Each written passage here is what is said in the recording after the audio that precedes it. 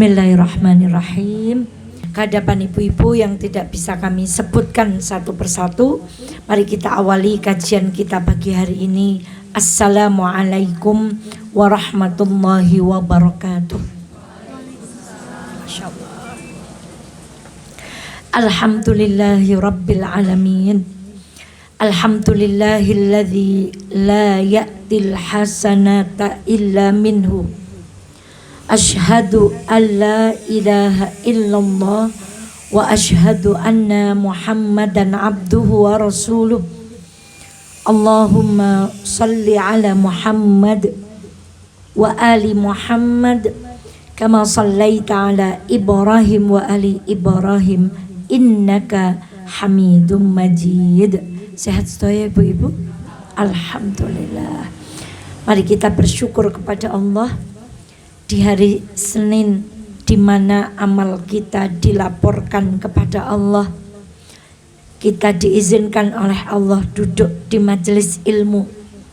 Semoga duduk kita pagi hari ini membawa malaikat-malaikat pencatat amal kebaikan, melaporkan kebaikan-kebaikan kita di hadapan Allah Subhanahu wa ta'ala. Silahkan ibu buka surah Al-Hasyr ayat kedua. Pakai HP. Surah Al-Hasyr ayat yang kedua. Sudah ketemu, Bu? Saya ambil ujung ayatnya. Fa'tabiru ya ulil absar. Apa terjemahnya? Terjemahnya apa? Ambillah pelajaran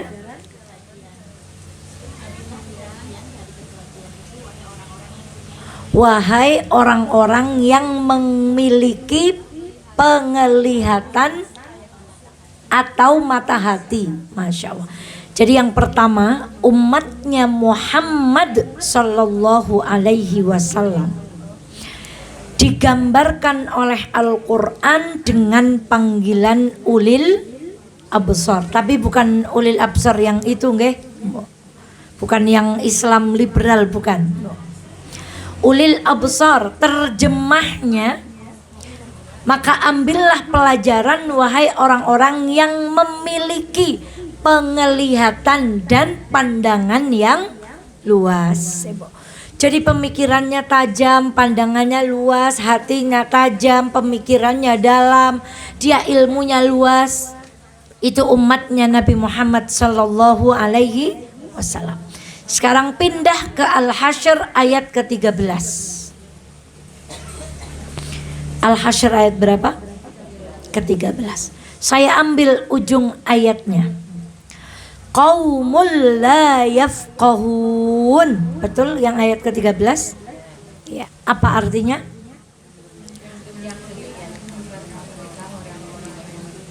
Kaum yang tidak, nek mboten ngerti bahasa Wonosobo napa? Napa? Bodoh, mboten ngertos napa-napa. Tadi kalau umatnya Nabi Muhammad digambarkan umat yang apa? Nah, umat Yahudi, orang-orang yang tidak percaya akan Nabi Muhammad dengan Allah, digambarkan sebagai qaumun la yafqahun, orang-orang yang tidak mengerti. Ayat ke-14. Qaumun la yaqilun. Artinya apa? Yang demikian itu karena mereka adalah orang-orang yang tidak berakal. Ada yang terjemahnya tidak mengerti. Yang atas tidak mengerti, yang bawah tidak berakal. Kalau di bahasa Jawa kan jadi apa? Pertanyaan kemudian, kenapa hari ini kita bisa dikalahkan oleh orang-orang yang kata Quran tidak yafqahun la yaqilun, padahal umatnya Muhammad disifati Al-Quran sebagai ulil absar. Ini sebagai pembuka.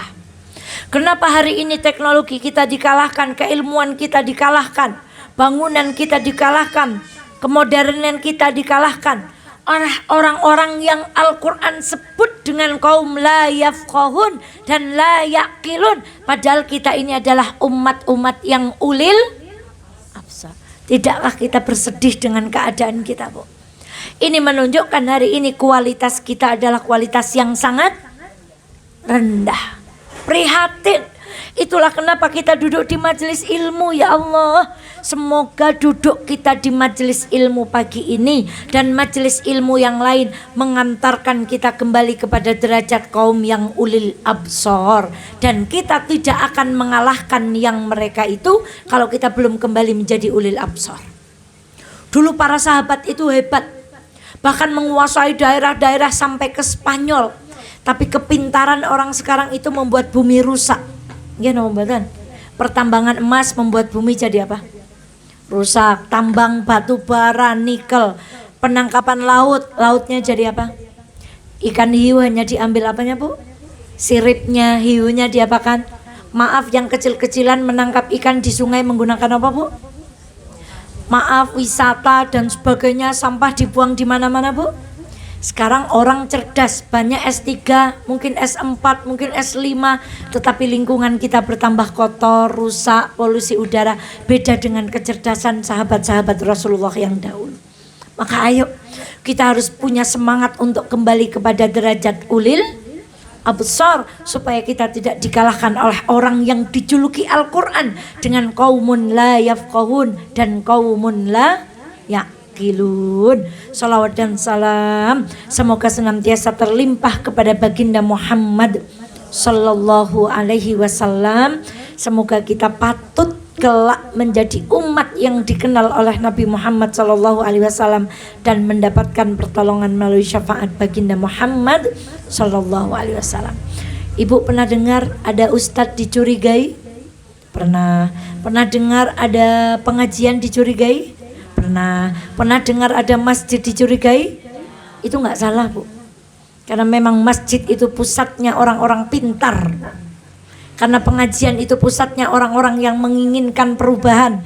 Maaf, kalimat perubahan nggak ada hubungannya dengan kampanye, sudah berlalu, Bu. Jadi nggak salah kalau nyurigai pengajian, Bu. Alhamdulillah, berarti kita itu diperhitungkan. Nah, kalau tidak diperhitungkan kan tidak diapakan, Bu? Tidak dicurigai. Maka sudah benar itu nyurigai pengajian sama nyurigai masjid. Karena orang yang masuk pengajian, masuk masjid, masuknya kegiatan-kegiatan keagamaan sosial adalah orang-orang yang berkualitas. Masuknya di mana orang berkualitas? Masjid. Masuknya kemana orang-orang berkualitas?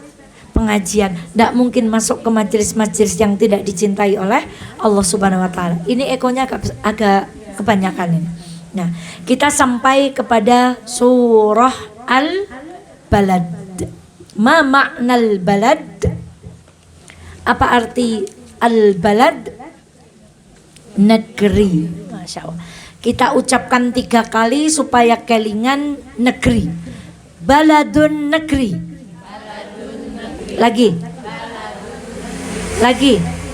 Nah, Al-Balad kalau ada alif lamnya berarti kalau baladun itu negeri mana saja. Tapi kalau sudah al-balad itu adalah negeri tertentu yang kata para ulama ini adalah kota Makkah al-Mukarramah. Tafsir suratul balad wahya makiyah. Dan surah balad itu masuk dalam golongan surat makiyah. Ingat lagi, jangan lupa surat Makkiyah bukan turun di Mekah, tapi surah Makkiyah adalah surat yang turun sebelum Nabi berhijrah. Kita tidak akan semuanya karena surat ini terlampau panjang untuk sekali pertemuan. Insya Allah sampai ayat yang ke-10 kalau sampai. Kita awali dari ayat yang pertama. La uqsimu bihadzal balad. Surat Al-Balad sih apa? Surat La uqsimu. Oh, gitu. Nek surat Al-Balad bengong, tapi nek La uqsimu, oh, surat La uqsimu. Terjemahnya apa Ibu-ibu? Aku bersumpah dengan negeri ini. Apa tadi kita maknai al-balad? Makkah al-Mukarramah. Ada dua pertanyaan yang ingin kami sampaikan. Kalau Allah bersumpah biasanya ada apa? Satu, sesuatu yang sangat penting, yang layak kita perhatikan, yang layak kita tadabburi, yang harus kita maknai. Dan yang kedua, biasanya yang digunakan untuk bersumpah adalah sesuatu yang dahsyat atau istimewa. Satu apa tadi kalau Allah bersumpah? Ada sesuatu yang penting. Yang nomor dua, apa istimewanya Makkah, Bu? Masya Allah. Sekarang Masya Allah, saya kemarin baca buku, bukunya, ini bukunya, Bu. Tiba-tiba ketika baca buku itu kok saya membaca di depan sebuah ruang kelas di SMK, Bu. Tiba-tiba angin bertiup, kok tiba-tiba dek. Ya Allah, semoga yang belum haji, belum umroh diberangkatkan Allah ke Mekah Madinah, Bu. Saya kok kelingan WC 3, Bu. Jur kelingan suasananya lalu lalang. Ingat suasana di kamar, suara Al-Quran dari TV kamar itu. Lalu saya tulis dengan, ya Allah, saya rindu Baitullah. Gitu, Bu. Kayak mana sih rasanya orang rindu itu, Bu? Tak tulis di situ. Kita tuh rindu pengen kemana, Bu? Kenapa kita pengen rindu ke Mekah? Di antaranya ada Ka'bah, ada Masjidil. Kita sudah pelajari, kita bukan nyembah Ka'bah, tapi kita nyembah Rabbu hadzal bait. Coba, Bu. Ketika orang bisa sampai ke Mekah, ketika orang punya angan-angan ke Mekah, ketika orang punya cita-cita ke Mekah, belum sampai saja hatinya sudah apa? Sudah terharu. Ketika sudah ke sana tergetar, terharu. Ketika sudah sampai sana orang umrah, orang haji menggunakan pakaian apa, Bu? Kemudian ketika menyentuh Ka'bah itu kayak dunia itu, ketika masuk Masjidil Haram itu kayak dunia nggak ada artinya. Tidakkah kita menangkap pesan itu? Kenapa kalau di Mekah bisa ayam?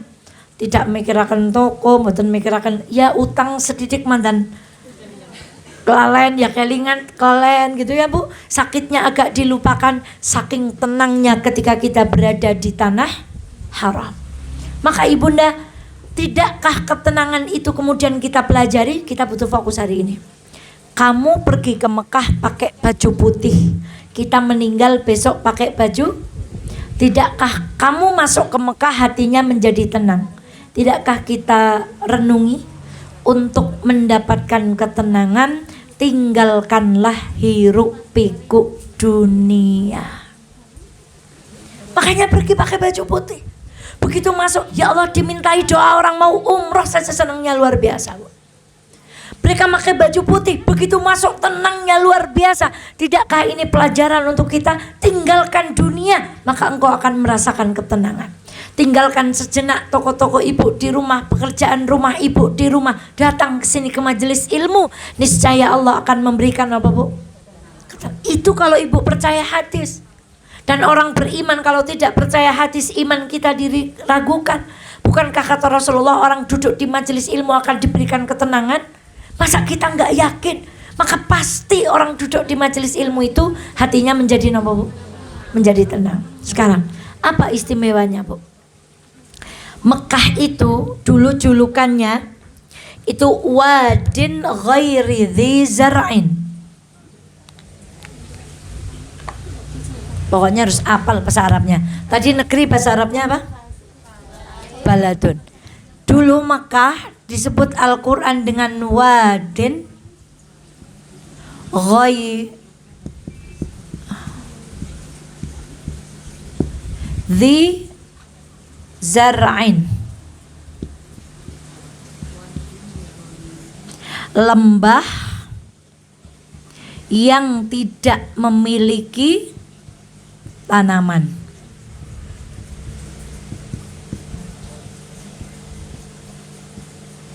Wadin ghairi dzi zar'in dalam sebuah ayat. Lembah yang tidak memiliki tanaman. Mari kita fokus. Nggak ada tanaman karena nggak ada apa? Karena nggak ada air. Sekarang kita urut dari bawah. Nggak ada air jadi nggak ada Tanaman. Kalau nggak ada tanaman, nggak ada apa? Tidak ada, maaf sebentar dulu. Hewan. Sumber makanan manusia salah satunya dari apa? Tanaman dan hewan. Kalau tidak ada keduanya, artinya tidak ada apa? Tidak ada kehidupan, nggak ada manusia. Di mana nggak ada manusia? Di Makkah. Biwadin ghairi dzi zar'in. Sampailah kepada kisah ketika Nabi Ibrahim diminta oleh Allah untuk meninggalkan anak dan istrinya. Bayangkan Ibu, diminta meninggalkan anak istri di tempat yang tidak ada apa? Air. Nggak ada air, otomatis nggak ada tanaman. Nggak ada tanaman, otomatis nggak ada apalagi kehidupan. Artinya nggak ada manusia, Bu. Bayangkan betapa beratnya. Maka ketika seorang Hajar bertanya, wahai Ibrahim, kenapa engkau tinggalkan kami di tempat ini? Nabi Ibrahim nggak bisa menjawab, Bu. Karena Nabi Ibrahim tidak tahu apa hikmah di balik perintah Allah ini. Kemudian Hajar bertanya lagi, wahai Ibrahim, kok tegel teman meninggalkan? Nabi Ibrahim tidak berani menjawab karena Nabi Ibrahim tidak tahu skenario apa yang Allah rencanakan di balik ujian ini. Baru ketika istrinya berkata, ahadza amrun minallah, apakah ini perintah dari Allah? Maka kemudian Ibrahim membalikkan badannya berkata, iya, ini perintah dari Allah. Dan lihat jawaban istrinya, kalau ini perintah Allah, maka sedikit pun Allah tidak akan menyia-nyiakan aku. Sekarang pertanyaannya, seperti apa kuatnya imannya Hajar, Bu? Masya Allah. Beberapa waktu yang lalu saya di WA oleh seorang sahabat, Bunda, gimana kalau saya mau menurunkan bank? Beliau WA mau nurunkan bank, bukan banknya mau diturunkan, maksudnya mau nurunkan apa, Bu? Masya Allah. Saya bilang sabar, ya, Bu. Sabar, tidak mudah. Untuk apa saya tanya? Untuk ini, untuk ini, untuk ini. Sabar, itu tidak mudah. Kecuali bagi orang-orang yang imannya, apa, Bu? Orangnya kuat. Ibu kalau jadi Hajar gimana? Gak ada air, otomatis gak ada apa?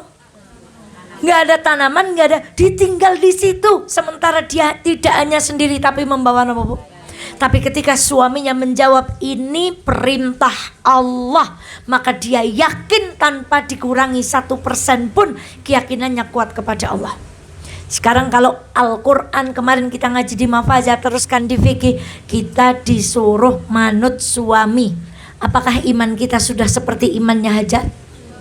Manutnya kita itu ada air, ada makanan, rumah dikasih, pakaian masih bagus. Manutnya Hajar kepada suami tanpa air, tanpa tanaman, tanpa kehidupan. Maka jangan berharap hidup kita penuh keajaiban sebagaimana hidupnya keajaiban ibunya Ismail. Karena iman kita juga Masya Allah antara langit dan bumi dengan ibunya Ismail yang bernama apa, Bu? Saya singkat ceritanya. Kemudian malaikat Jibril datang mengeluarkan air zam-zam di dekat bayi bernama Ismail. Singkat cerita lagi, ketika ada air, burung itu otomatis melihat kehidupan. Maka burung-burung itu berkumpul di atas air ini. Kemudian orang yang melakukan perjalanan melintasi wilayah Mekah, yang itu nggak ada kehidupan, kok lihat apa? Loh, kok ada burung? Berarti di situ ada apa? Ada air. Maka mereka singgah mendekati mata air itu, kemudian meminta izin kepada Hajar, meminta izin kepada bayi Ismail untuk mereka minta izin tinggal di mana, Bu? Tinggal di sekitar air itu. Maka jadilah kota Makkah Al-Mukarramah seperti hari ini. Pertanyaannya, siapa yang mengumpulkan air itu, Bu? Hajar, perempuan atau laki-laki? Dia bilang apa di dalam sejarah, Bu? Zammi, zammi, artinya peradaban besar, satu lembah yang tidak ada air, yang hari ini menjadi kota yang dirindukan oleh semua orang, diawali dari perjuangan seorang Nabi, Bu. Maka jangan pernah menyepelekan kedudukan perempuan. Jangan pernah sepelekan diri kita, Bu. Kita ini istimewa. Kalau kita berbuat baik, saya membaca satu artikel, saya madek, Bu. Hati-hati wahai perempuan, hati-hati melangkahkan kakimu, karena anak-anakmu akan mengikuti langkah kakimu. Saya merinding, Bu. Lah nek kula melangkahi turut ngondang dutan, berarti anaknya nyong yang ngemben gak milu, Bu.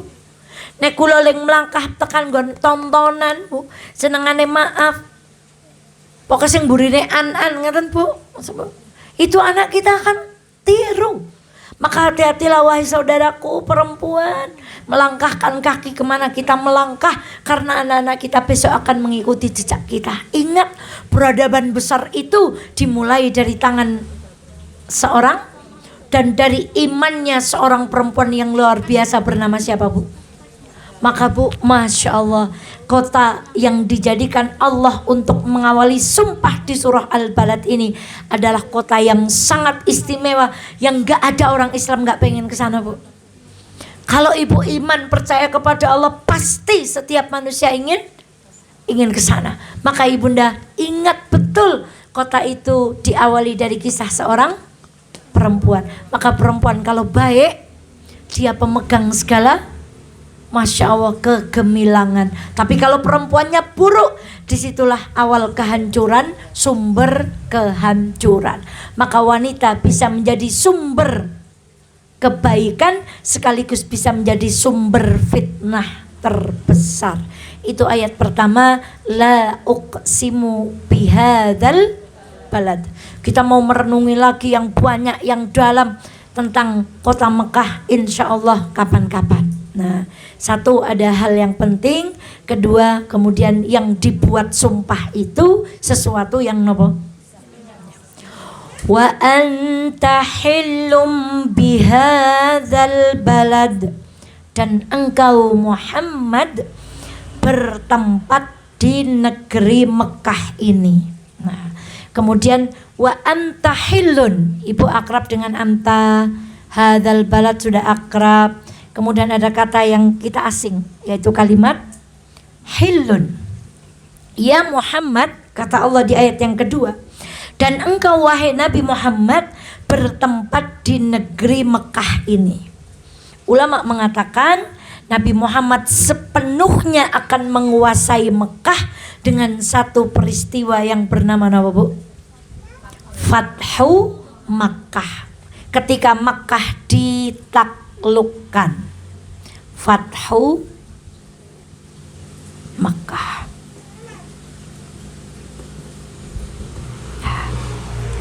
Sekarang kembali kepada surat Al-Lail. Semoga ibu masih ingat. Raja siapa yang berniat menyerang Ka'bah? Raja Abraha, membawa pasukan gajah, kemudian membawa pasukan tentara. Itu Raja Abraha. Kemudian ketika bertanya alamat dan seterusnya, berjumpalah dengan kakeknya Nabi Muhammad Shallallahu Alaihi Wasallam karena untanya disita. Berapa ekor unta, Bu? Masih ingat nggak? 100 atau 200 atau 500?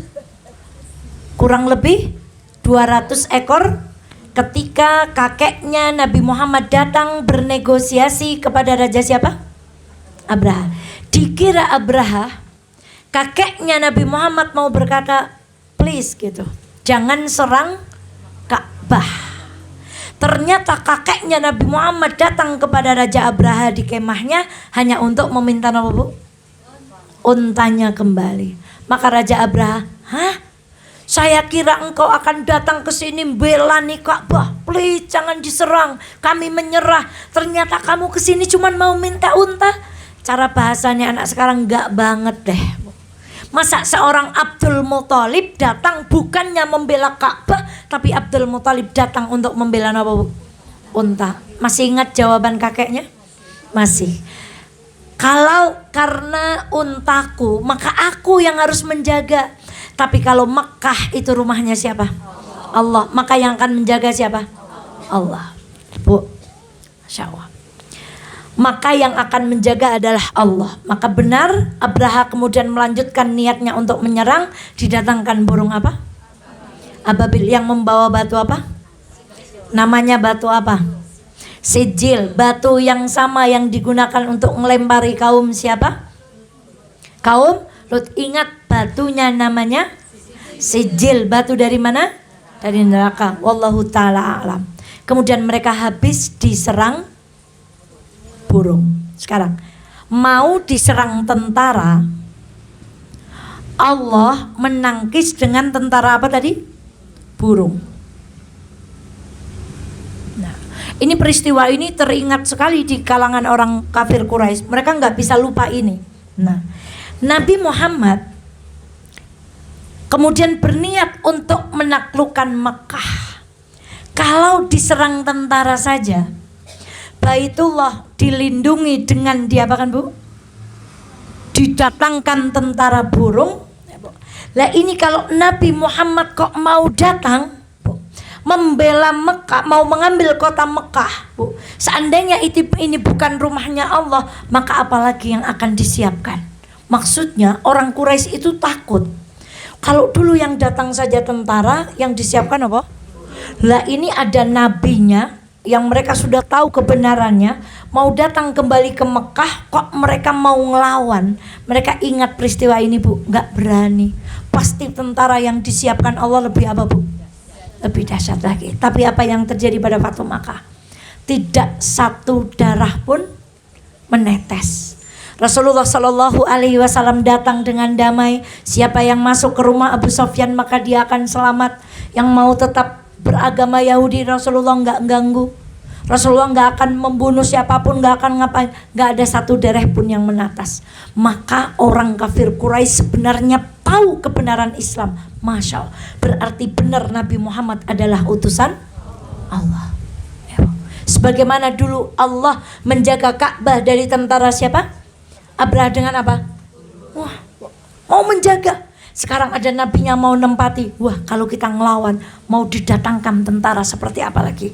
Tapi sekali lagi, ketika Allah tidak memberikan petunjuk, maka mereka tidak menerima kebenaran baginda Muhammad Sallallahu Alaihi Wasallam kecuali orang-orang yang diberi petunjuk. Maka kata-kata wa anta hillum bihadzal balad, dengan peristiwa Fathu Makkah ini Rasulullah Shallallahu Alaihi Wasallam kembali menaklukkan kota Mekah, kota yang sangat dicintai oleh Rasulullah, sampai Rasulullah bersabda, seandainya bukan karena kaumku mengusirku, niscaya aku tidak akan pernah meninggalkan kota Mekah. Tapi kenapa ditinggalkan? Karena kaumnya sendiri yang mengusirnya. Masya Allah. Ngaten niki Bu, kita gambarkan lagi kondisi Fathu Mekah. Dulu ketika hijrah ke Madinah, hartanya diapakan? Digotong apa dibawa Bu? Ditinggal nggih. Perginya dalam keadaan terusir, berarti dalam keadaan gembira apa sedih Bu? Hartanya ditinggal, tanahnya ditinggal. Sekian lama, berarti teng Mekah pun diolahi Bu? Kira-kira gitu ya.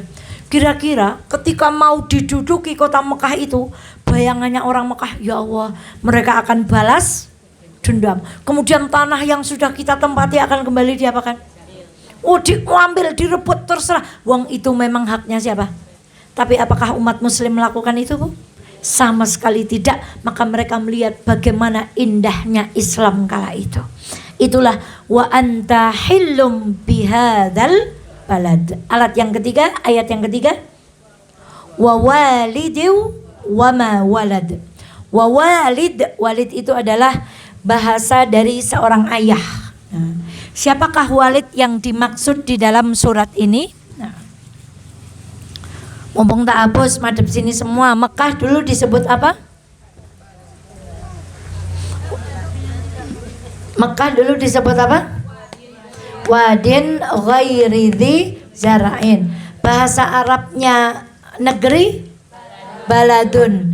Al balad di sini adalah Makkah al Mukarramah. Kalau Allah bersumpah berarti ada sesuatu yang penting, dan yang digunakan untuk bersumpah sesuatu yang istimewa. Tadi kita belajar mengambil hikmah dari Fathu Makkah.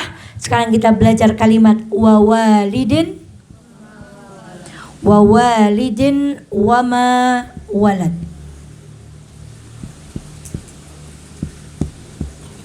Siapakah orang tua ya? Terjemahnya apa Bu? Terjemahnya dan demi pertalian bapak dan anaknya. Pendapat yang paling banyak Walid di sini kembali kepada Nabi Ibrahim alaihissalam. Siapa putranya Nabi Ibrahim? Ismail dan dua, jangan lupa Bu, Ismail dan Ishak. Ismail dan Ishak. Nabi Muhammad sallallahu alaihi wasallam turun dari garis keturunan siapa? Ismail. Sampailah kepada baginda Muhammad sallallahu alaihi. Sementara nabi-nabi yang lain, Nabi Musa, Nabi Isa, semuanya turun dari garis siapa? Inilah yang di sini tuh Bani Israel. Kemudian inilah yang merasa tanah terjanji di mana?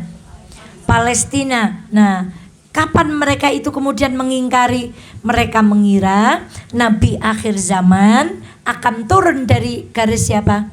Ishak.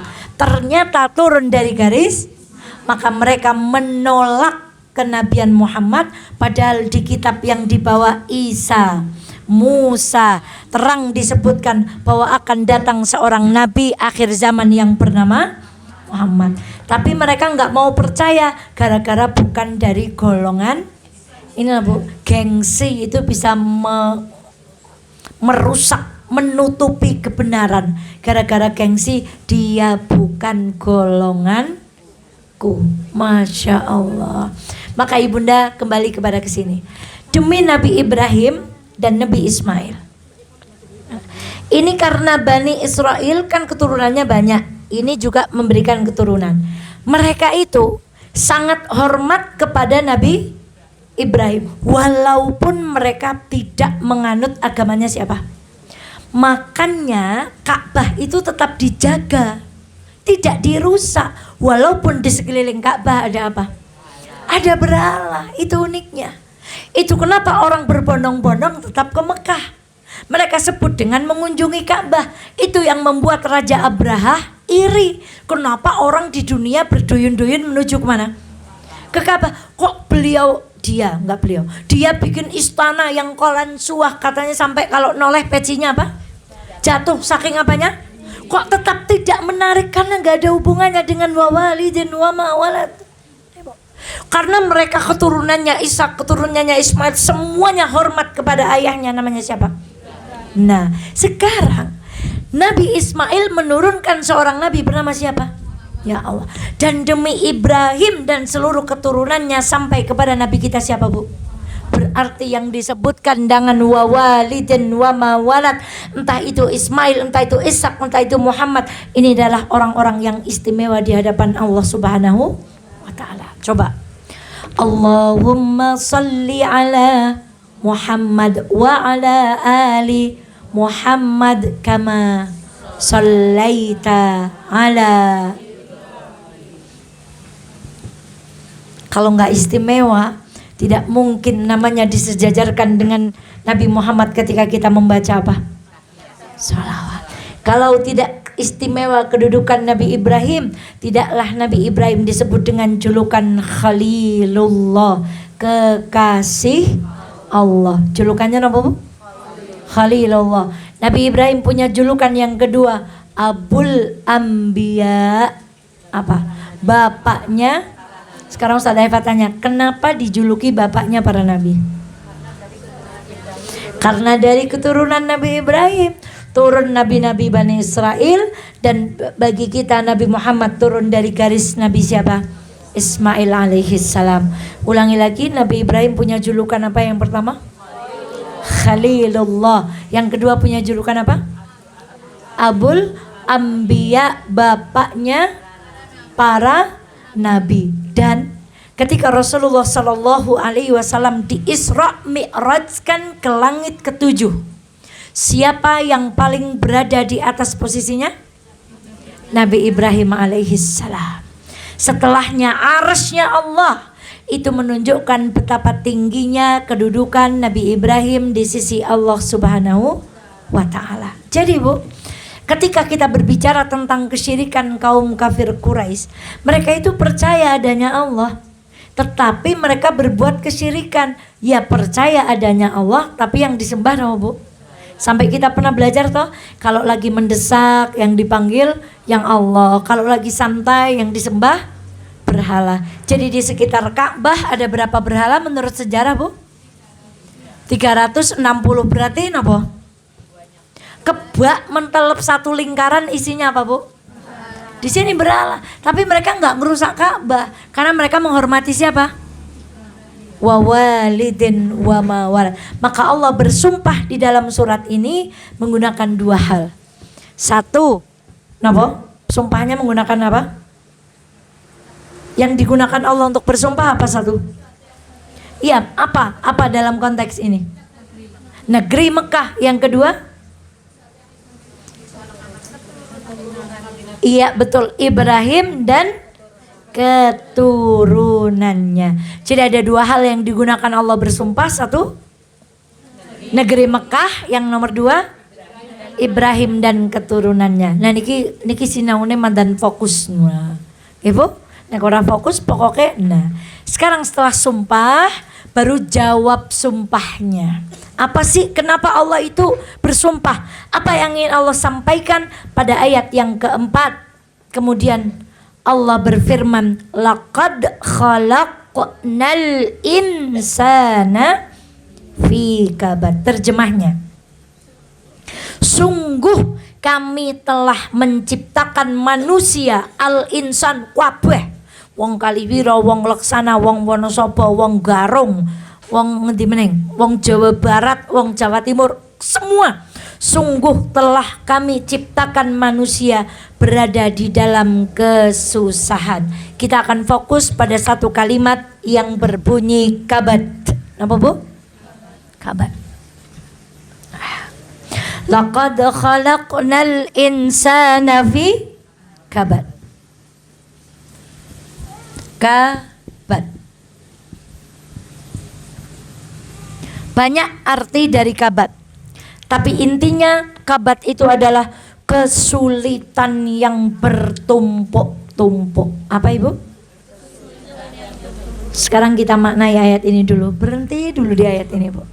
Lalu kita ambil nafas panjang-panjang.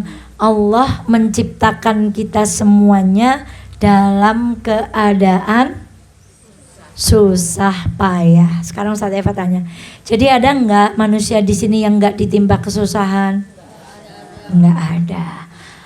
Jadi benar nggak kalau yang miskin susah, yang kaya nggak susah? Nggak benar. Jadi benar nggak hanya yang sakit yang susah, yang sehat nggak susah? Tidak benar. Benar nggak kalau yang beriman yang susah, yang nggak beriman nggak susah? Tidak. Selama namanya manusia, kita akan selalu akrab dengan yang namanya apa tadi, Bu? Kesusahan. Sampai di sini dulu. Jadi pertanyaan lagi. Jadi ada nggak rumah tangga yang nggak ada kesusahannya? Nggak ada. Jadi ada nggak suami yang nggak ada susahnya? Nggak ada. Jadi nggak istri di dunia ini yang nggak ketempelan susah? Nggak ada. Ada nggak orang tua di dunia ini yang nggak ketempelan susah? Nggak ada. Ada nggak anak yang nggak ketempelan susah? Karena Allah berfirman, laqad khalaqnal insana fi. Maka setiap kita diliputi oleh kesusahan. Sekarang dijawab, Masya Allah. Pada salah satu surat Allah berfirman, yuridullah ayyukhaffifa ankum. Allah menginginkan untuk meringankan. Bukankah kalau ada kesusahan kita ingin susahnya kita ringan? Siapa yang bisa meringankan? Caranya dengan syariatnya Allah. Berarti kita butuh fokus lagi. Tidak ada jalan keluar dari kesusahan yang kita hadapi kecuali dengan caranya siapa? Yang lain nggak bisa. Kita di sini dulu. Ada dua ilmu di dunia ini, tak ganti ngadepe. Satu ilmu dhon namanya. Pakai DZ aja. Ilmu apa, Bu? Dhon. Di atas ragu, maknanya dhon itu di atas ragu tapi tidak bisa sampai yakin. Nomor 3 cirinya, dia bisa dibatalkan dengan ilmu yang lain. Bisa dibatalkan. Ini dhon. Jadi ilmu itu ada dua. Satu ilmu apa? Dhon. Yang kedua ilmu yang qat'i. Qat'i atau yakin. Nomor satu apa? Dhon. Yang nomor dua qat'i atau yakin. Ini pasti sampai derajat yakin, pasti benarnya, dan tidak ada yang bisa membatalkan. Tidak mungkin dibatalkan. Ulangi lagi. Ada dua ilmu di dunia ini. Satu dhon, yang kedua qat'i. Dhon itu di atas ragu. Jadi ya nggak ragu-ragu banget. Misalnya kita belajar ilmu tata boga misalnya, ya bener, wong nyatane nek koken gulane dadi pahit, nek digoreng gedang gorengnya dadi abang. Itu di atas ragu-ragu, tapi nggak bisa yakin. Kadang-kadang juga gulanya sedikit, tapi nyatane ketika digoreng merah juga dan bisa dibatalkan. Maksudnya kelak mungkin akan ada teknologi masak yang baru, akan ada gula yang kalau ditaruh di gandum ketika digoreng tidak merah atau tidak gosong. Tapi kalau ilmu qat'i atau yakin, tidak ada ilmu yang bisa membatalkan. Pertanyaannya, beri contoh ilmu yakin di dunia ini.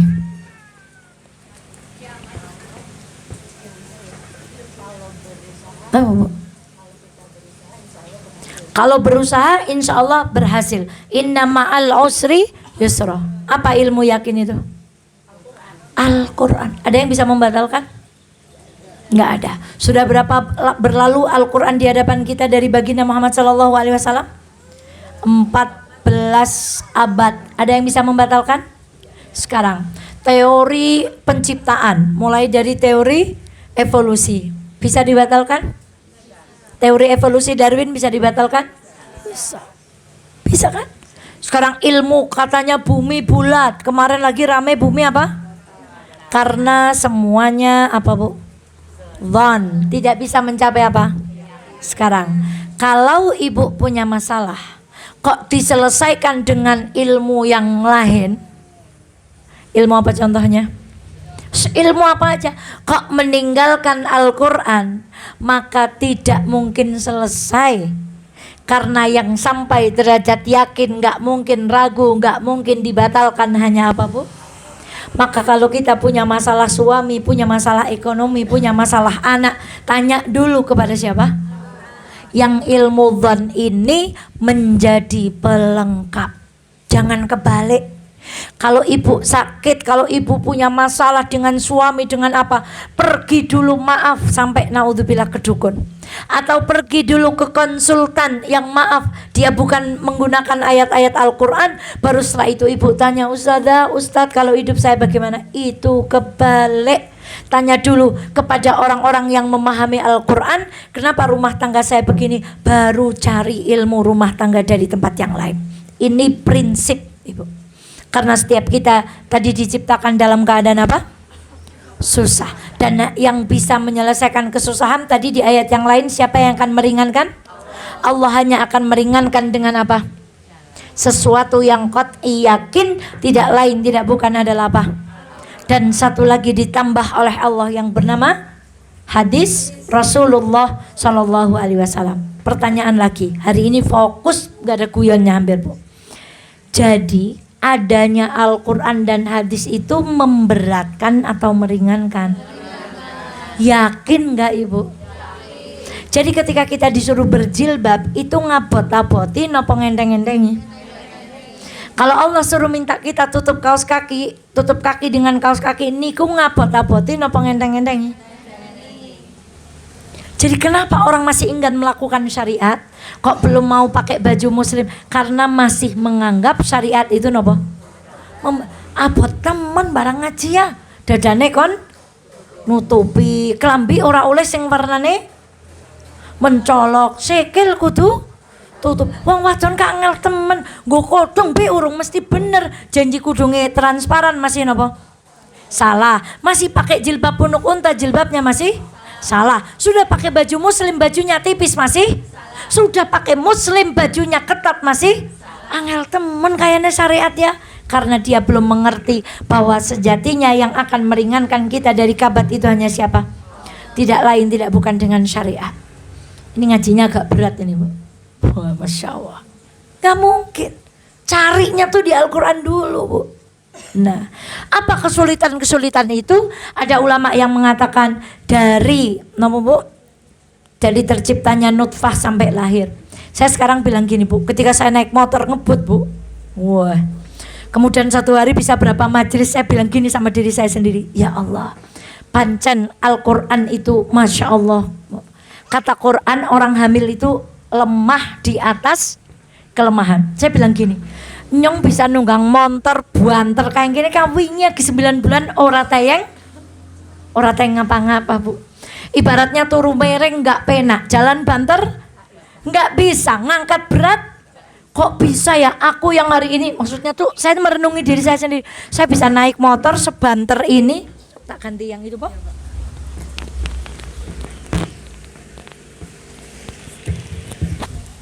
Saya bisa naik motor yang sebanter ini, yang jonjong apa-apa sekarang saja.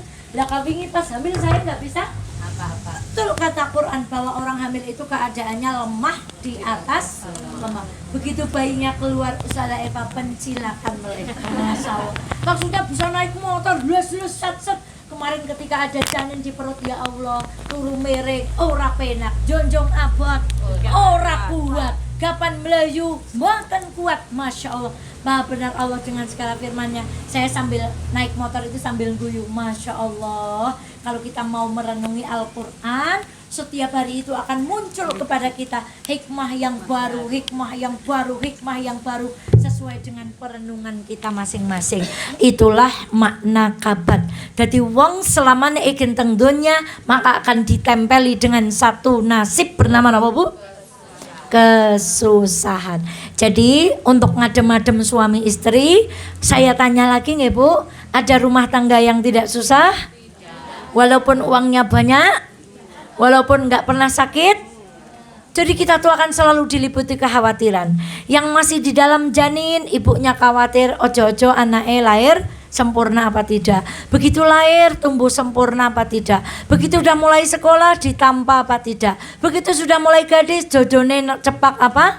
Atau begitu sudah menikah gak gendeng duwe keturunan apa? Kita sepanjang hidup diliputi kekhawatiran, kesusahan, masyaqqah. Lanjut ayat berikutnya bunyinya. Ayah sabu alam allayyaqdira alaihi ahad. Apakah dia manusia itu mengira bahwa tidak ada sesuatu pun yang berkuasa di atasnya. Ibu ingat bagaimana sombongnya orang kafir Quraisy kepada baginda Muhammad SAW. Maka ayat ini turun untuk mengingatkan, wahai Muhammad, tuh orang kafir Quraisy tuh diingetin tuh. Dia kira nggak ada sesuatu yang berkuasa di atas, sampai dia berbuat semena-mena, sombongnya luar biasa. Sekarang nggak orang Quraisy, Fir'aun berkata siapa, Bu?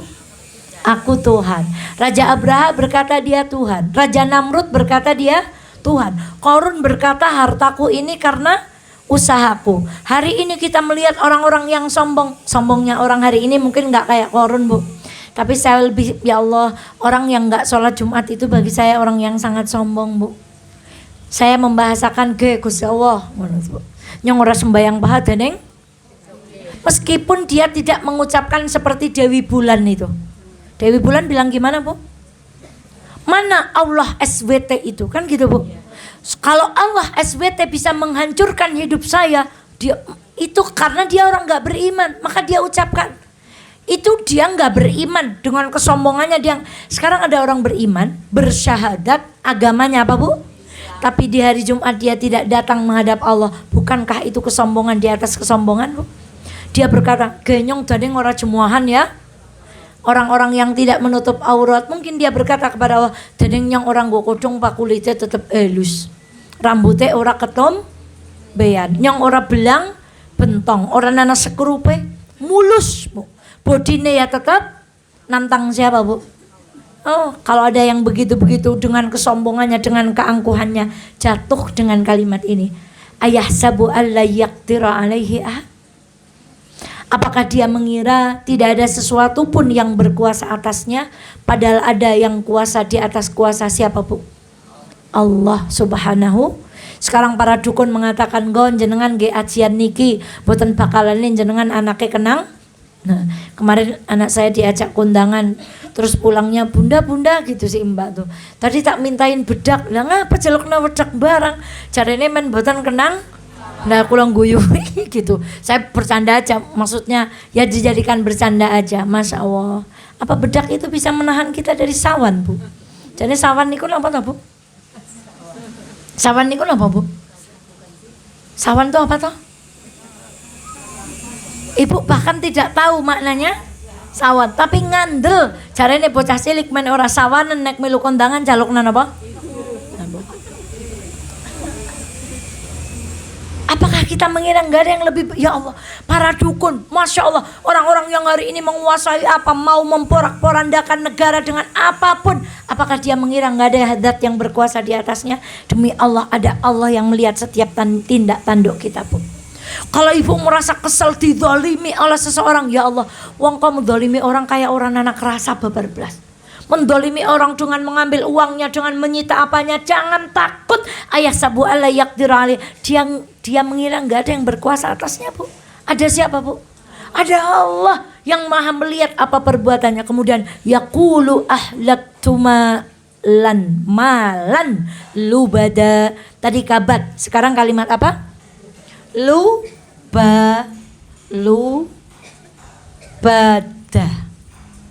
Artinya bertumpuk-tumpuk. Napa, Bu? Nah, ingat cerita istrinya Abu Lahab? Dia mengeluarkan apa untuk melawan Nabi Muhammad? Mengeluarkan apanya? Kalungnya. Wah, jadi gini. Orang kafir Quraisy itu merasa mengeluarkan segala rupa hartanya untuk menghalangi siapa? Dakwahnya siapa?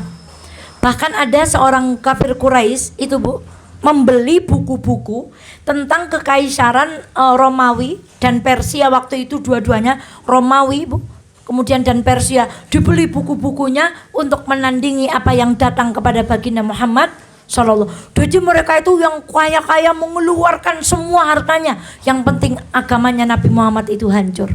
Kemudian Allah bersumpah, apakah dia manusia itu mengira bahwa tidak ada sesuatu pun yang berkuasa atasnya, dan mengatakan aku telah menghabiskan harta yang banyak untuk menghalangi apa, Bu? Apakah dengan harta yang mereka keluarkan banyak itu mampu menghalangi dakwah Muhammad? Demi Allah, jangan takut.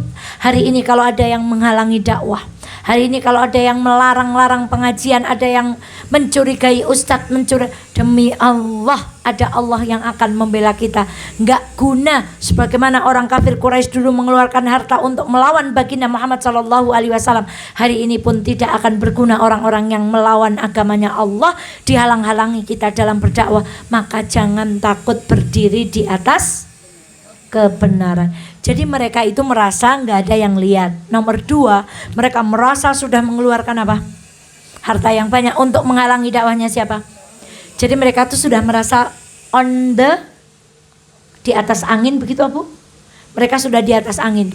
Nggak ada yang lebih berkuasa dari orang kafir Quraisy, hartanya juga nggak ada yang lebih banyak dari orang kafir Quraisy. Dua ayat lagi. Ayahsabu allam yarahu ahad. Apakah dia mengira bahwa tidak ada sesuatu pun yang melihatnya? Padahal kita orang Islam yakin di samping kanan kiri kita, ma yalfidhu min qaulin illa ladaihi raqibun atid. Ada raqibun atid, ada dua penjaga. Sebenarnya wallahu taala a'lam namanya malaikat raqib atid, atau mengambil dari ayat ini raqibun atid, bukan atid tapi atid, pakai apa? Ain. Jadi sekarang kalau ditanya nama-nama malaikat, malaikat siapa? Raqib dan siapa? Atid. Atid itu atid. Atid yang wis ngaji. Raqibun. Tapi nggak usah nyalain kalau anak-anak kita raqib atid, bukan atid deh, tapi atid. Raqibun atid. Kita yakin ada malaikat yang mengawasi. Lalu yang mengawasi kita nomor 1 siapa? Allah. Nomor 2 Raqib atid. Nomor 3 siapa pengawas kita, Bu? Kalau ada yang bisa jawab, door prize pertama. Malaikat Raqib atid. Ayo. Pelajaran mengarang bahasa Indonesia dipersilahkan. Menjawabnya berjamaah ya tidak bakal. Jadi pengawas kita itu siapa? Kenapa bisa diri sendiri, Ustazah? Bukankah kulit kita besok berbicara? Bukankah tangan kita besok berbicara? Kaki kita berbicara, akan tiba masa mulut dikunci suara. Tak ada lagi. Yang bicara apa? Masya Allah. Tangan, kaki, mata, kulit, semua akan berbicara. Dan bahkan ada satu ayat yang kita sudah pelajari. Yauma idzin tuhadditsu. Bumi yang kita injak kelak akan bersaksi di hadapan Allah dengan langkah apa kita melangkah di atasnya, kemana kita melangkah, untuk apa kita melangkah. Hari ini bumi diam, Bu. Kita mau dangdutan di atasnya, bumi anteng, Bu. Ada orang, Ibu, bumi itu bisa saja langsung napa, Bu? Merekah, jur wong sing bermaksiat dikapakaken, dilebokaken jur langsung dinapa, Bu? Oh, dilembet saking pol bisane, Bu. Tapi kata Allah belum waktunya. Jadi kira-kira bumi itu gregetannya kayak apa ketika di atasnya itu orang-orang bermaksiat kepada Allah, Bu? Lawang gregetan kadikon mendem, Bu. Besok ketika balas dendam dia gimana, Bu? Gimana ketika balas dendam, Bu? Maka besok yauma idzin tuhaddisu akhbaraha. Malaikat akan mengungkapkan catatannya. Jasad kita akan berbicara untuk apa badan ini digunakan. Bumi yang tempat tinggal kita akan berbicara kemana kaki kita dilangkahkan. Maka kelak akan menjadi saksi. Dan kita yakin tuh bahwa pohon yang hari ini di samping kita, dia bertasbih kepada Allah dengan bahasanya. Dia insya Allah melihat menjadi saksi bahwa kita hari Senin duduk di sini dalam rangka mengkaji ayat-ayat Allah. Alam naj'al lahu 'ainain. Hah? Kamu mengira enggak ada orang yang melihat? Lalu siapa yang memberikanmu kedua mata? Masya Allah. Kemudian Allah berkata, bukankah kami telah menjadikan untuknya sepasang siapa? Memang orang Quraisy itu matanya ujuk-ujuk ada sendiri. Tidak, sekali-kali tidak. Yang menjadikan kedua mata itu siapa? Allah. Terakhir ayat yang kita walisanau wasyafatain. Apa artinya?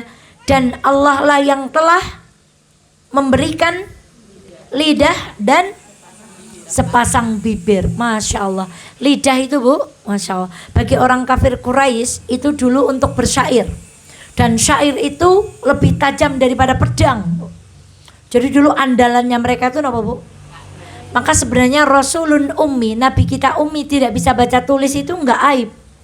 Karena waktu itu orang itu tidak terbiasa dengan membaca dan menulis. Tapi napa, Bu? Bersyair. Jadi ininya napa? Sangat kuat ingatannya. Maka kemudian walisana wasyafatain. Kamu merasa nggak ada yang lebih hebat? Kamu merasa nggak ada yang melihat? Kamu merasa telah mengeluarkan harta yang banyak? Lalu siapa yang membuat kedua mata? Walisanan wasyafatain. Lisan berapa? 1. Kemudian bibir. Dulu udah ada USG belum, Bu? Ya, Bu. Ya, Bu. Tapi Al-Quran tegas lisan itu jumlahnya 1, syafatain bibir jumlahnya. Maha benar Allah dengan segala firman-Nya. Wahadainahun najdain. Ini terakhir kalimat yang kita pelajari. Selanjutnya kita akan lanjutkan di pertemuan berikutnya. Kalimat apa, Bu? Najdain. Apa, Bu? Ulangi lagi. Najdain. Najdain itu jalan yang arahnya ke atas. Kayak ada bukit tapi semakin apa? Ke atas. Jadi makanya terjemahnya di situ. Dan kami telah menunjukkan kepadanya 2 jalan. Nah, Najdain asli katanya nampak bukit yang apa, Bu? Naik atau jalan yang naik. Makanya Najat, kota Najat itu karena di dalamnya banyak bukit. Nah, Bu. Maka Najdain itu adalah jalan yang naik. Kenapa najdain menunjukkan ada dua jalan, satu jalan kebenaran, satu jalan keburukan, atau satu kebaikan, satu keburukan. Jadi Allah sudah menunjukkan jalan menuju surga dan jalan menuju neraka. Sekarang ini jalannya kemana? Ke atas. Kalau ke atas kita santai atau bersungguh-sungguh? Berarti untuk mencapai surga kita harus, itu detailnya Al-Quran, Bu. Tadi dua jalan, berarti di dua jalan ini ada neraka, ada surga. Sekarang bener nggak? Orang beriman kok susah ya? Kalau orang nggak beriman kok nggak susah ya? Gitu. Ini kan ada dua jalan, Bu. Dua-duanya kata Allah apa? Naik. Berarti orang bermaksiat pun bersungguh-sungguh. Gak cuman kita sholat harus susu. Orang mau zina tuh bersungguh-sungguh. Prepon caranya zina? Sungguh-sungguhnya mereka, berjuangnya mereka, susahnya mereka apa? Cari pasangan. Bisa jadi ngerebut ngon wong liya, bisa jadi booking sing ora halal. Jok nek arep janjian nyeting nopo nerian? Hotelnya sing rame apa sing sepi? Sing nek bisa neng Google orang kasih di screenshot neng Google orang. Jur nek merbu lawangnya dibuka ngaton apa dikunci, Bu? Wah, nek perlu nguncine ping pinten? Kunci kuana, kunci kene, awan apa bengi-bengi? Ya nek awan ya ling ngunci pol wawane, kordane dibuka napa ditutup? Ditutup. Fitrase tok napa kali kordane ling ditutup? Kau sadar kayak wis tahu ya, orang menggambarkan gitu, Bu. Betapa umpetnya, betapa sulit. Sekarang orang mau menggunakan narkoba. Memang bisa beli di warung, beli kayak kita beli Sunlight. Kalau mau dapat narkoba harus gimana? Umpet-umpetan, link transaksi santai kayak kita beli sate apa penuh dengan ketakutan? Harganya mahal atau murah? Mau makainya sembarangan kayak kita minum aqua gini atau makainya di tempat-tempat tertentu dengan orang-orang tertentu? Ketika makai di ruangan itu dikunci atau terbuka, hai kita lagi pakai narkoba gitu, Bu.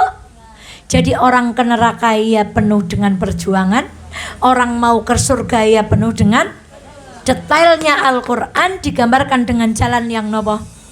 Dan gak ada orang jalan nanjak, santai bro setelah ini tanjakan, gak ada, Bu. Adanya orang setelah naik, baru setelah itu datar, dia bilang santai-santai, bismillah sedidik maning lebare rata. Tapi ketika naik kita bilangnya apa? Cemungut ya gitu kan, Bu. Semangat ya, sedikit lagi, sebentar lagi insya Allah jalannya apa? Maka nggak ada kita merasa orang Islam kok kayaknya susah banget, sementara orang yang bermaksiat kok uripe nggak ada. Demi Allah orang mau berzina itu susah. Susahnya bukan main. Dia harus nyeting gimana istrinya nggak tahu, WA-nya harus diapakan, Bu? Di private, di apa jenenge kayak? Di angka kalau perlu yang bisa bukanya. Wajah ke kamar mandi di apa, Bu? Dibawa dibawa pipis, dibawa karena takut ketahuan siapa? Pasangan. Susah nggak, Bu? Tapi orang jujur ya monggo, gak dibuka ya monggo, gak dibuka WA-ne siji-siji ya monggo. Nih, wong ora jenengan presa ya diawasi karo. Jadi sekarang kita merasa susah sendiri atau orang yang berbuat maksiat juga susah? Sekarang orang mau berbuat maksiat misalnya nonton tontonan yang Masya Allah, Bu. Kan susah, Bu. Pokoknya susah. Orang mau korupsi susah nggak? Malsu tanda tangan, pengkondisian. Nanti kalau kamu ditanya ini jawabannya ini ya. Nanti kalau kamu tanya buktinya ini kamu bilang nggak tahu ya. Nanti kamu tak kasih uang sekian tapi kalau kamu ditanya oleh pengawas itu kamu bilang nggak tahu. Alangkah susah hidupnya, Bu. Enak justru orang jujur. Lah monggo kapan diaudit wong kabeh kader jelas. Maka Ibunda sekalian yang dirahmati Allah, betapa indahnya Al-Qur'an dengan kalimat napa, Bu? Najdain, menunjukkan jalan yang menuju napa? Ke atas. Dan yang ditunjukkan Allah dua jalan apa? Kebenaran dan keburukan, dan dua-duanya sama-sama orang yang melakukan itu penuh perjuangan. Dan istimewanya lagi kalimat najdain, orang beriman itu akan dipersamai Allah sampai ke surga, Bu. Jadi kalau yang menempuh jalan ini, kalau alamat itu yang ngasih alamat nggak membersamai, Bu. Contoh gini, nun sewu teng dieng teng pundi nggih lewate Kalau saya ditanya manajer hanya bilang gimana? Manajer lewat bawah, kalau dia yang lewat depan rumah. Saya ikut nganterin enggak? Enggak. Ikut nganterin ke manajer enggak? Tapi ketika Allah menunjukkan kita kepada jalan kebenaran, demi Allah kita selalu dibersamai Allah. Jadi kalau Allah menunjukkan hari ini ada pengajian, Allah menyertakan dari rumah kita ke tempat ini siapa? Malaikat. Baliknya lagi didampingi siapa? Malaikat. Tetapi ketika Allah memberitahu kita tentang keburukan, Allah bersamai atau tidak? Yang membersamai siapa? Ya sudah. Masalahnya yang membersamai siapa, Bu? Setan. Sedangkan insya Allah dari rumah kita buka pintu, bahkan niat kemarin alhamdulillah Senin sudah ada flyer, sudah dibersamai oleh siapa, Bu? Ibu tanpa terasa dibersamai oleh malaikatnya Allah. Pulang lagi diantar oleh malaikatnya Allah. Tekan dalam terus nyetrika, terus nangasai, itu pekerjaan rumah tangga dibersamai siapa, Bu? Masya Allah, itulah indahnya Al-Quran. Sebelum kita tutup, tes.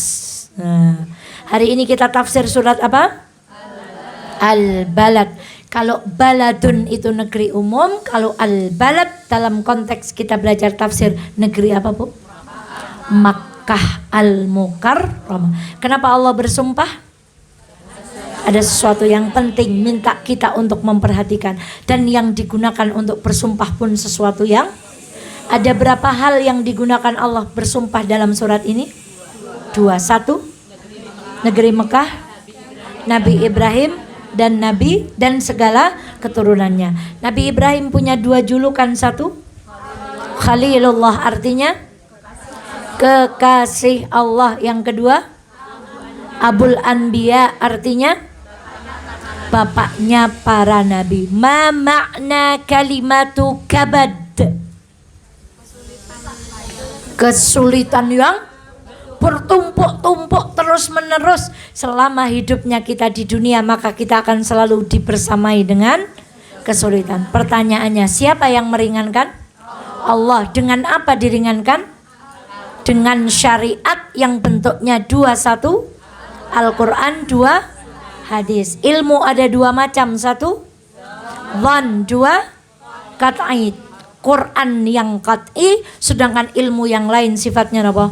Dhan. Quran, hadis itu qat'i. Maka kalau pengen ringan hidupnya, kembali kepada apa? Al-Quran. Dan pertanyaan lagi, supaya kalingan terus naik ajeng ngutung kali karwane. Rumah tangga mana yang tidak susah? Nggak ada. Keluarga mana yang tidak susah? Tidak ada. Orang kaya mana yang nggak punya susah? Tidak ada. Kalau namanya masih manusia, tinggalnya di dunia, maka kesusahan selalu akan menyertainya. Supaya ringan kembali kepada siapa? Allah. Yaqulu ahlaktu ma lallubada. Ma makna lubada? Harta yang banyak bertumpuk-tumpuk. Apakah mereka mengira nggak ada yang melihat dengan mengeluarkan harta yang banyak? Mereka merasa tidak ada yang melihat, padahal Allah menciptakan untuk kita kedua apa? Mata. Lisan berapa? 1 wasyafatain, 2 apa? Bibir. Wahadainahun najdain, dan kami tunjukkan kepadamu 2 jalan. 1 menuju kemana? Kebaikan surga, yang kedua keburukan menuju kepada neraka. Siapa yang selalu dibersamai Allah? Orang yang beriman yang menempuh jalan kebaikan, dibersamai oleh Allah. Dan siapa yang berjuang untuk menempuh jalan kedua-duanya, jangan pernah bilang yang susah hanya orang yang beriman. Bahkan orang mau berbuat buruk pun susah. Ibu mau ngaos, mengkondisikan anak. Bahkan ada suami-suami yang perlu dikondisikan. Leng nyarvis wis kot Anda nawingi dan Senin bisa, susah, Bu. Ada yang tidak punya motor, kesini jalan kaki, itu nggak gampang, ya, Bu. Tapi pahalanya insya Allah lebih banyak. Ada yang kesini diantar suami, nanti pulang dijemput lagi. Ada yang rumahnya jauh, nggak ada yang gampang. Semuanya butuh tapi sebegitu pun alhamdulillah kita kok berjuang untuk kebaikan. Sementara ada orang lain yang berjuang mau zina, berjuang mau korupsi, berjuang mau narkoba, berjuang mau ngoplos. Ibu tahu minuman oplosan? dadak tuku bodrek, dadak tuku antimo, dadak tuku kerating deng, dadak tuku seprit njur semang napa Bu? Semang ngudek, engko lebare minum njur gitu. Kan susah temen Bu. Alhamdulillah ngeten iki Bu. Alhamdulillah nyong susah-susah paha dalam kebaikan. Ana wong susah-susah kan wis susah di dalam napa wong joget niku mboten keringetan Bu. Ya keringetan semang uyel-uyelan tuku karces, jer uyel-uyelan nek ora weruh artis nang ngarep oleh teng mburi Bu. Oleh nang mburi njur artise mboten pati genah, njur artise lenggo klambi seksi mboten pati genah, tur kepanasan napa mboten susah Bu? Susah. Alhamdulillah kita kepanasan dalam pengajian, kalau yang lain kepanasan dalam napa Bu? Ampun tersinggung mboten nonton teng wono sapa ontene teng benua Antartika. Masya Allah. Demikian sampai ayat yang keberapa? Sampai ayat yang ke-10. Insya Allah di pertemuan berikutnya kita lanjut pada ayat berikutnya, masih dalam surah Al-Balad. Maka kita tutup bersama dengan doa penutup majelis. Subhanakallahumma wa bihamdika asyhadu alla ilaha illa anta astaghfiruka wa atubu ilaik. Saya akhiri, mohon maaf lahir batin. Hari ini penuh dengan fokus konsentrasi yang luar biasa. Assalamualaikum warahmatullahi wabarakatuh.